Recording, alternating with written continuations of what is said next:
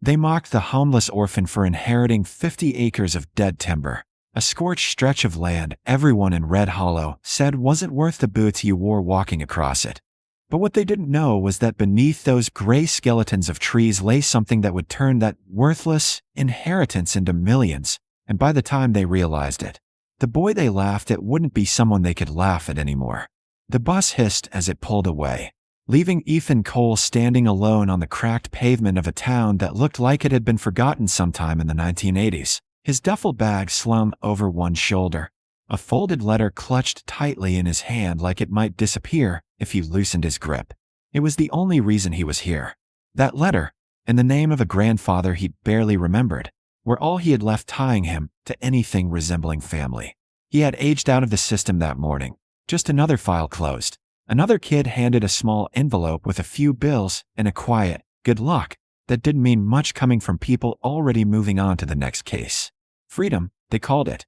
But standing there in Red Hollow, Montana, with nowhere to go and no one waiting for him, it felt more like being dropped off the edge of something with no idea how far the fall would be.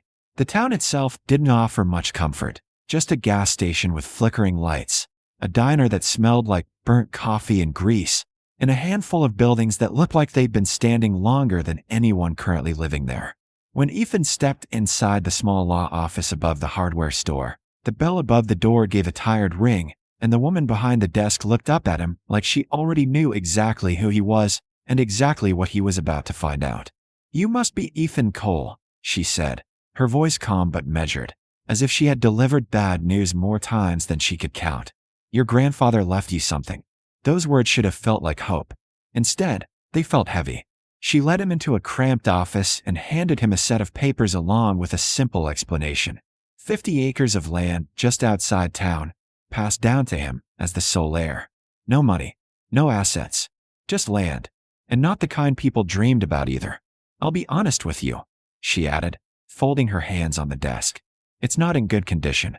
There was a wildfire years ago. Most of the timber is dead. The property hasn't been maintained since your grandfather passed." Ethan nodded slowly, trying to process what that meant. Land still sounded like something, until he saw it for himself. The drive out there was quiet, the road turning from pavement to gravel to little more than two worn tracks cutting through dry earth, and when the car finally stopped, he stepped out into a silence that felt almost unnatural. The trees stood tall but lifeless, their branches bare and brittle, their trunks gray and peeling like something long forgotten. It looked less like a forest and more like the aftermath of something that had already ended. "This is it," the driver said, glancing around before shaking his head slightly. "Your place." Ethan didn't respond right away.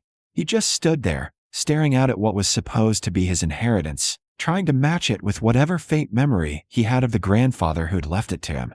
Nothing about it made sense. Why hold on to something like this? Why pass it down instead of selling it when there had to have been better options?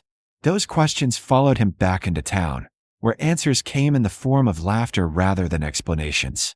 Word traveled fast in a place like Red Hollow, and by the time Ethan stepped into the diner for a cheap meal, people were already talking. "That's him," someone muttered just loud enough for him to hear. "Kid who got Old Man Cole's land." A chuckle followed. "Lucky him. 50 acres of firewood that ain't even worth cutting." Another voice joined in. "He'd be smarter selling it now. Heard there's already an offer on the table." That caught Ethan's attention. An offer? When he went back to the lawyer's office the next morning, she confirmed it without hesitation. A logging company had expressed interest, $80,000 for the property as is. She slid the paper across the desk the same way she had the deed, her expression careful. "It's more than most would expect for land in that condition," she said. "You could take it and start fresh somewhere else." Start fresh. The word sounded appealing. $80,000 was more money than Ethan had ever seen, more than enough to leave Red Hollow behind and never look back. And yet, something about it didn't feel right. The land was worthless, everyone had said so. So why offer that much? Why so quickly? That question stayed with him as he walked back through town, past the stairs and the quiet laughter that hadn't quite faded. People had already decided who he was, another kid with nothing, handed something useless, destined to either sell it cheap or fail, trying to make something out of it. Maybe they were right. Maybe the smartest thing he could do was take the money and run. But when he looked back at the road leading out to those 50 acres, he felt something he hadn't expected. Not hope exactly, but something close to it. A pull. A reason to at least see it through before walking away. So instead of signing the papers, Ethan made a different choice.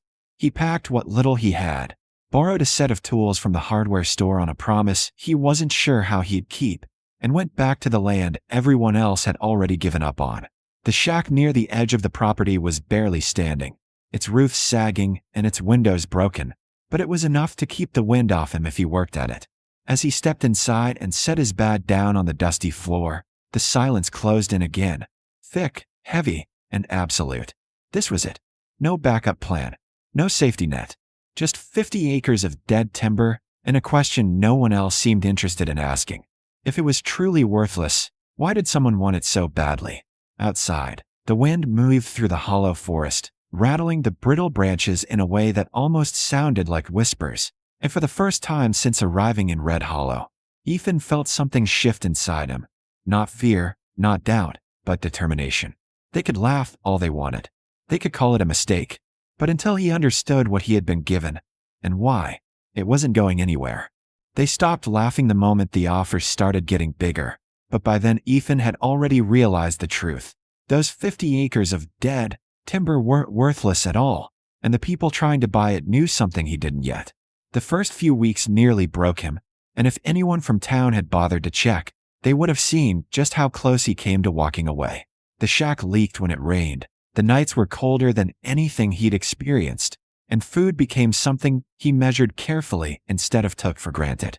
Every morning he woke up to the same gray landscape, the same brittle trees stretching endlessly in every direction, and the same question echoing in his mind. What was he doing here? The laughter from town replayed louder in his head when things got hard, especially on the days when progress felt invisible and survival felt like the only goal. But quitting meant going back to nothing, and that was one thing Ethan understood better than most. Once you walk away from your last chance, there isn't always another one waiting. So instead of leaving, he started paying attention. It began with something small, something most people would have ignored. Near the edge of the property, where the fire must have burned less intensely, he noticed patches of green pushing through the ash. At first it didn't seem like much, just weeds or stubborn plants refusing to die. But the more he looked, the more he saw it wasn't random. There was a pattern to it, clusters of new growth spreading slowly but steadily, like the land wasn't dead at all, just recovering. That idea stuck with him. Back in town, he spent hours at the tiny library, reading whatever he could find about forest fires, soil recovery, and land restoration. Most of it was outdated, some of it barely useful. But one thing became clear: burned land wasn't always ruined. In fact, sometimes it became more fertile after a fire, enriched by everything that had been reduced to ash. That didn't explain the offers, though. It didn't explain why a logging company would pay good money for trees that couldn't even be sold. The second offer came a month later, and this time it wasn't just a letter. A man in a clean truck drove all the way out to the property, stepping carefully over the uneven ground like he didn't belong there. "You Ethan?" he asked, glancing around with a look that didn't match his words. He wasn't seeing ruin. He was evaluating. Ethan nodded. "I represent a company interested in acquiring this land." The man continued, pulling out a folder. "We're prepared to offer you $120,000. Cash deal. Quick close." Ethan didn't answer right away. Instead, he asked the only question that mattered. "Why?" The man smiled, but it didn't reach his eyes. "Development potential," he said. "Future growth. It's a smart investment." It sounded rehearsed. Vague, like he was leaving something out on purpose. Ethan shook his head. "I'll think about it." The man didn't push, but the look he gave before leaving said enough. This wasn't over. After that, things started to change. More mail showed up. More interest. And the numbers kept climbing. 150,000. Then 200. Each offer came faster than the last, and none of them came with real explanations. That's when Ethan stopped seeing the land the way everyone else did. If it was truly worthless, people wouldn't be fighting over it. Simple as that. The turning point came by accident. While clearing a section near the center of the property, Ethan's shovel struck something harder than dirt. At first he thought it was just rock, but when he dug deeper, he noticed the color, dark, dense, and different from anything else around it. He didn't know what it was, but he knew it mattered. So he did something most people in his position wouldn't think to do. He asked for help. Not from the town, not from the people who laughed, but from a stranger passing through. A retired geologist, passing through Red Hollow on his way north, agreed to take a look after Ethan convinced him it was worth the trip. The man spent less than an hour on the land before his entire demeanor changed. "Where did you say you got this property?" he asked, crouching down to examine the soil more closely. "My grandfather," Ethan replied. The man nodded slowly, brushing dirt from his hands. "Your grandfather knew something," he said. "This land, it's not just recovering. There's mineral content here. Valuable mineral content." Ethan felt his chest tighten. How valuable? The man stood, glancing out across the gray forest in a way that made it look completely different than before. "Enough that people will try to get it from you before you figure it out," he said plainly. "Which, judging by those offers you mentioned, they already are." That was the moment everything clicked. The laughter, the offers, the urgency. It wasn't about timber. It was never about timber. It was about what was underneath. From that day forward, Ethan stopped thinking like someone trying to survive and started thinking like someone protecting something valuable. He ignored the calls, stopped responding to letters, and focused on learning everything he could about what he actually owned. Meanwhile, the town started noticing the shift. The same people who once laughed now watched quietly, trying to understand why he hadn't sold yet. Some assumed he was just being stubborn. Others started to wonder if they had been wrong. Then came the offer that changed everything again. A black SUV pulled up one afternoon, kicking dust across the dry ground as it came to a stop. The man who stepped out this time didn't smile, didn't pretend, didn't waste time. "300,000, he said flatly. "Final offer." Ethan looked at him, then out at the land, then back again. Just a few months ago, he would have said yes without hesitation. Now he shook his head. Not interested. The man's expression hardened slightly. "You don't understand what you're sitting on," he said. Ethan met his gaze without backing down. "I think I'm starting to." For a moment, neither of them spoke. Then the man gave a small nod, like he had just confirmed something important. "This isn't over," he said before turning and walking back to his vehicle. As the SUV disappeared down the dirt road, Ethan stood alone again in the silence. But this time, it felt different.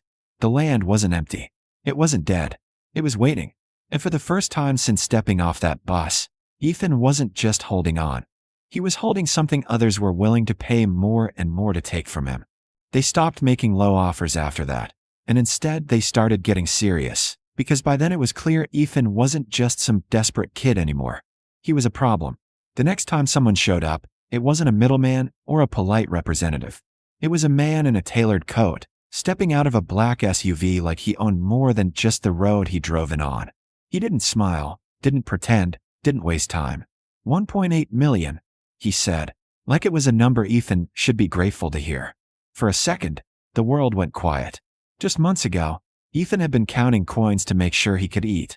Now someone was standing on his land offering him more money than he had ever imagined. But instead of feeling overwhelmed, he felt something else, clarity. Because now he understood why. "You're not buying trees," Ethan said slowly. "You're buying what's under them." The man studied him for a moment, then gave a faint nod, like the game had finally become honest. "Then you understand why this is a good deal," he replied. Ethan shook his head. "No," he said.